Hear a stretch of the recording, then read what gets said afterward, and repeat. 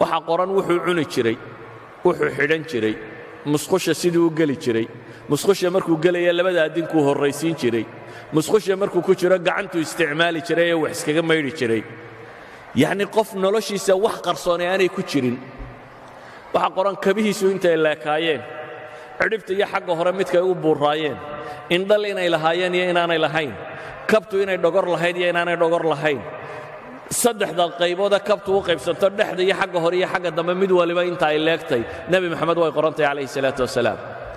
waxa qoran wuxuu maro qaatay midabkay lahaayeen waxa qoran wuxuu cunno cunay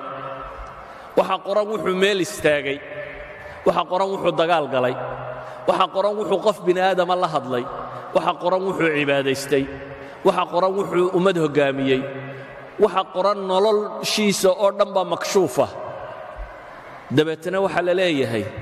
waa taa taariikhdii nebi maxamede bal meel ceeb le ka soo saara qof aan taariikhdiisa waxbaba qarsoonayn